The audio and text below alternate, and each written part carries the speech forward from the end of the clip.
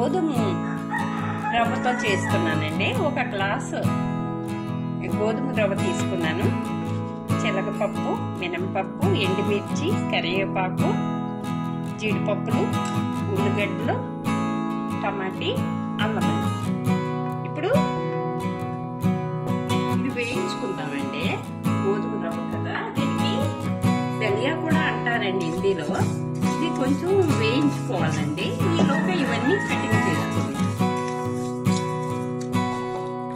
అక్కడ వేయించుంటుందండి. ఇక్కడ onion cut చేస్తాను.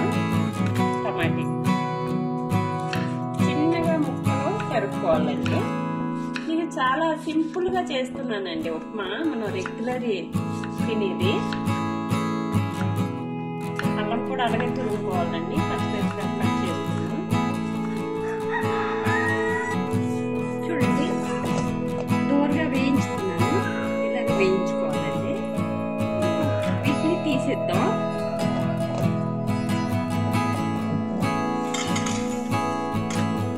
ఇది ప్యాన్ లోని ఆయిల్ తీసేసుకొని పోపు వేద్దామండి.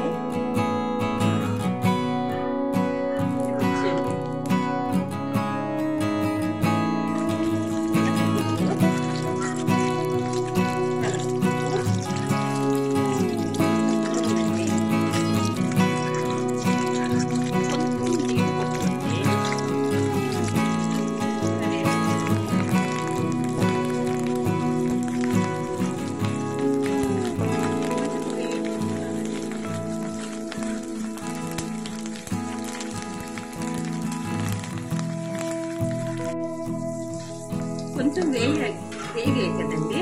అల్లంతో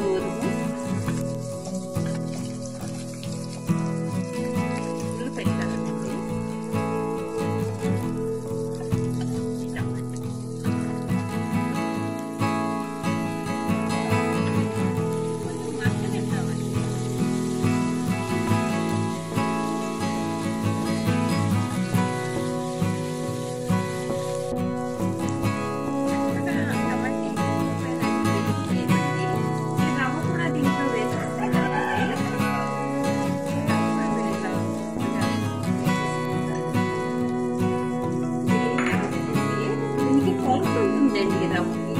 ఈ కప్పు తీసుకున్నాను కదా, 1 కప్పుకి సాల్ట్ వేయలేదండి. కొంచెం సాల్ట్,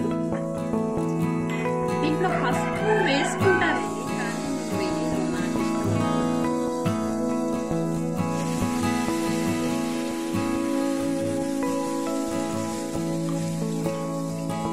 3 గ్లాసులు వాటర్ వేసుకుంటే చక్కగా మనకి వస్తుంది. ఇంకా ఉడకడ ఉడికిస్తామండి.